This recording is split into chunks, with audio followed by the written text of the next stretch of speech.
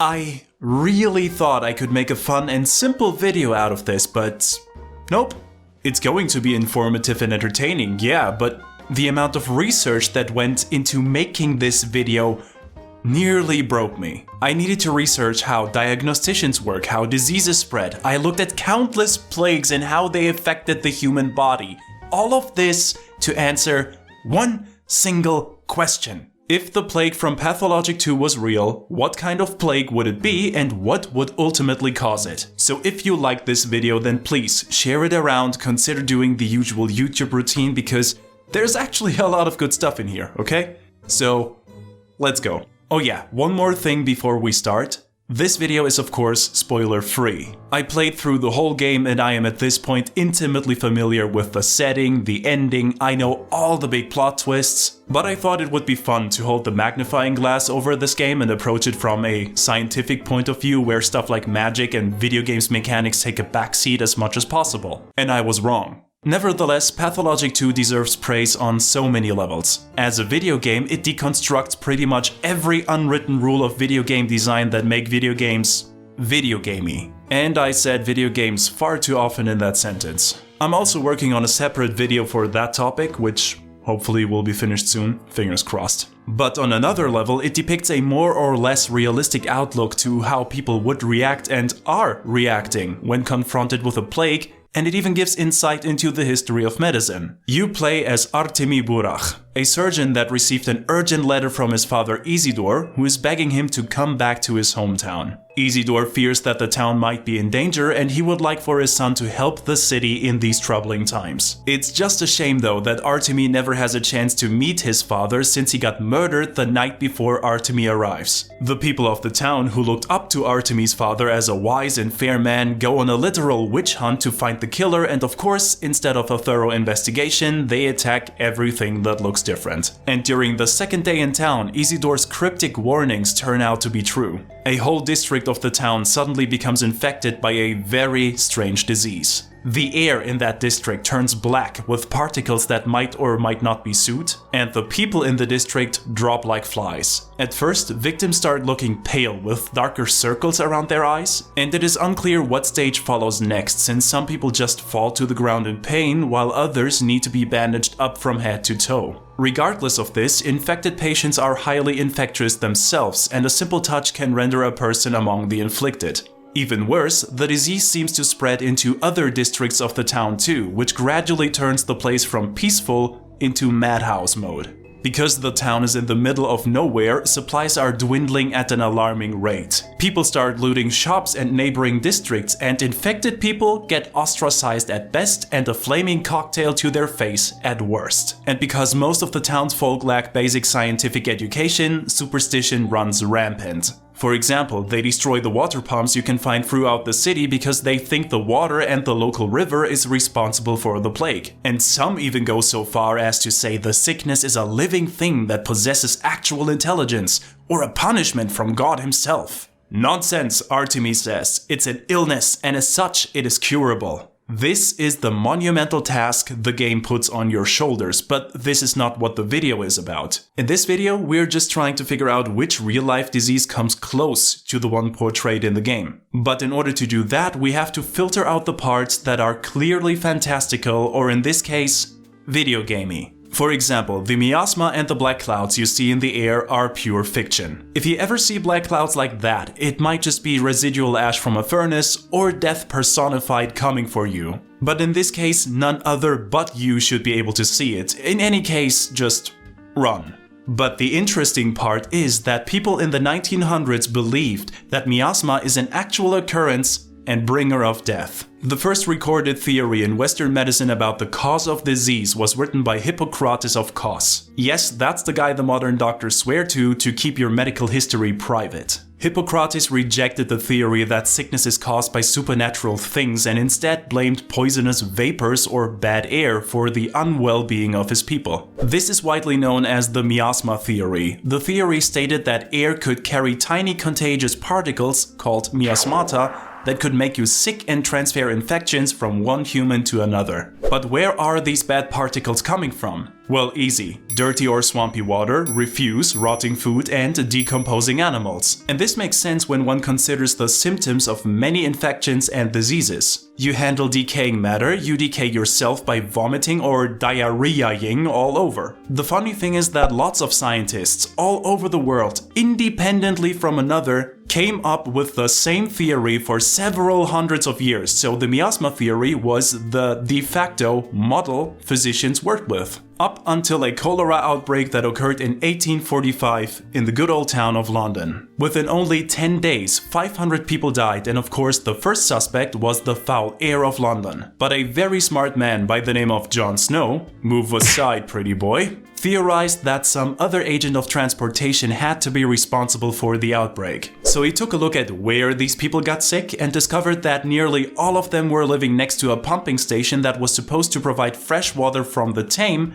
into the households. The point of origin was the Broad Street water pump, which today is called the Broadwick Street and features the Jon Snow Memorial. This incident proved the miasma theory wrong, since Jon could prove that the culprit was not the air, but the water. And even though he had no hand in forming the new germ theory, that is the theory that sickness is transmitted by microorganisms, he was one of the influential voices who kickstarted the search for a medical model that was closer to the truth. But here's the question: what contaminated the water back then in the first place? And the answer is, as always, human negligence. The Soho district of London had a serious problem with filth due to the large influx of people and a lack of proper sanitary devices. Many establishments, especially those that provided meat, had a cesspool in the basement where the animal and human waste was held. But because these cesspools were overrunning, marked the influx of people and their needs, the London government decided to simply dump the waste into the river, which contaminated the water supply. And with this newly acquired knowledge, we can go back to Pathologic. We now know that the miasma we see is not realistic, but from a gameplay perspective, you have to admit that it enhances the atmosphere quite a bit. Also, just because we can be certain that the infection is spread through some kind of bacteria, we still cannot rule out that this bacteria isn't airborne. After all, just standing in an infected place chips away at the player's immunity. In fact, the assumed bacteria don't seem to be hindered by much. The longer you play, the bigger the chances that the water pumps will provide you with murky water that definitely shouldn't be ingested. The same is true for food that has been thrown away. Now, eating rotten stuff is always a bad idea, but in this case, it specifically diminishes the immunity for the player in almost the same way as the air and contaminated water do.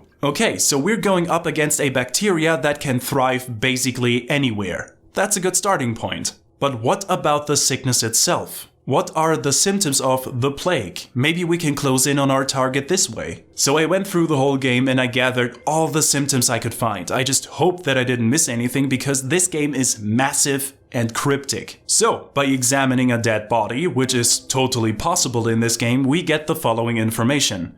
The patient suffered from abnormally dry skin, even so that a simple touch can verify the dryness. The following organs can be affected by the disease. The brain, the heart, the liver, the kidneys, and of course the blood is always infected. And again, this is wonderful info, but digging around in a dead body is still not enough. It would immensely help to see the sickness progress in a live host. So I got out and looked at people in different phases of the sickness, and just to be absolutely sure, I caught it too. The player can get infected rather easily. There's even one crucial event that lets you contract the sickness by choice, and once you have it, the plague starts to talk to the player. And as it turns out, the little bastard has some very interesting things to say. Your lips crack. Come, take my kiss. I am not your foe. I am half. Do you feel your forehead warming? Your hands shake. Let me help. I can help. That spinning is new thoughts growing in your head. Oh, and let's not forget hallucinations that start immediately after contracting the disease. Hearing a voice like that in your head is usually not normal. So our initial route looks like this. Hallucinations obviously occur as soon as you get the disease. The forehead warming and dizzy head could be a sign of fever. Cracking lips, irritated and dry skin all point to dehydration. with dehydration being usually achieved by sweating in slow cases and diarrhea and vomiting in fast cases. And with the ongoing dehydration, we get an electrolyte imbalance, which explains the shaky hands. There's just one more thing we need to take into account, and that is the question of deadliness. The mortality rate of the disease is a surefire 100%. You contract it, and if you don't get the appropriate medicine, which nobody knows what it is, you die. The only treatment is a special medicine. It exists, it's called a Schmauder, but nobody really knows what's in it since it was mixed together by children in an attempt to play doctor. Other than that, you can try to give sick people antibiotics, which, quite frankly, don't help. So it is safe to say that everyone who contracts the plague will be put 6 feet under in about 2 to 3 days. Now, on first glance, the disease sounds like an old-fashioned cholera outbreak. This real-life disease is also highly infectious and causes death by dehydration at an alarming rate. If the patient does not get rehydrated constantly, then cholera is able to take a life in a single day. However, there are some things that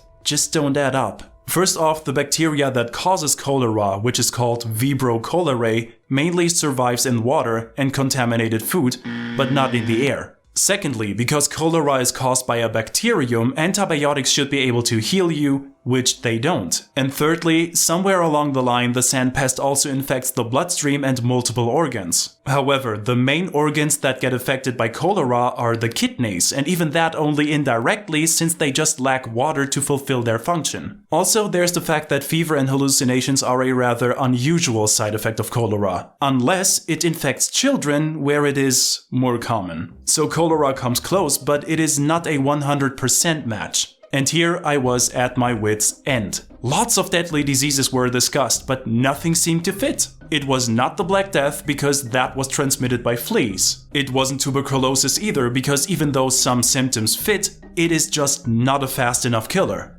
As stupid as it sounds, I still needed more information to make the symptoms fit, and the only way to get that information is to do what Dr. House does in pretty much every episode. Breaking and entering into the patient's home and look at how and where they live. So let's take a look at the environment for possible clues. The unnamed town is located in the middle of the Russian-Mongolian steppe. There's not much around and vegetation is quite sparse. Some years ago the steppe was inhabited by a certain species of bull, the so-called aurochs. But that changed when industrialist Vlad Olgimsky, or simply called Fat Vlad, built a massive slaughterhouse here. The bulls were domesticated and are used to make meat, which is then shipped into the world via train. Not many free-living bulls exist. The town is also built next to a river. The water is proven to be drinkable, but superstition prohibits the people to use the water for anything. And in this case, it might just be a good thing. Guess what the slaughterhouse does with the remains of the animals? Now this is clearly a parallel to London and the cholera outbreak, but since the symptoms don't match and nobody drinks the water, we can rule that out. Instead, fresh water is usually brought in from springs that are further away, so people are definitely safe from cholera. However, over the recent years, the town received an upgrade in the form of water pumps that are strewn all across the city. But the water you pump out of this ground is not the water you get from the river either, and as already established,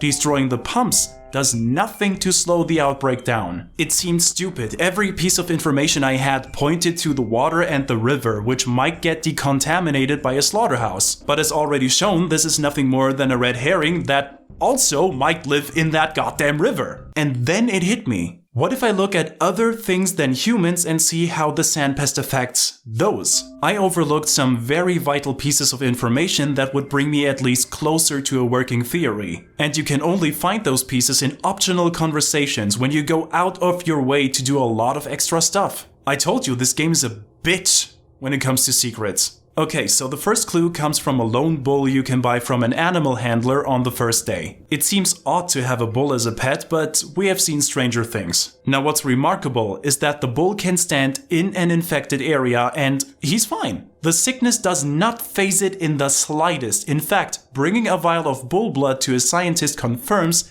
that the bull possesses antibodies against the plague. The bull is effectively immune, and so is most of the animal life. I did not notice it at first, but the game is full of little critters called jerboa. Jerboas are hopping desert rodents that look like a mix between a mouse and a kangaroo. And as cute as they are, you cannot hold them as pets because they most likely cause monkeypox in humans. And at first I thought, hey, that might fit since monkeypox can also be deadly and it causes blisters to appear all over your body that make you look scaly and dehydrated, but guess what? That wasn't it either. But still, at a closer look, I noticed something else. The jerboas can not only be found in the steppe, but also inside the town within the infected areas. Whenever an area gets infected, you see a lot of jerboas running around. Whenever that area gets freed of the infection, the jerboas disappear. So logically speaking, there has to be something that draws the jerboas into the infected areas.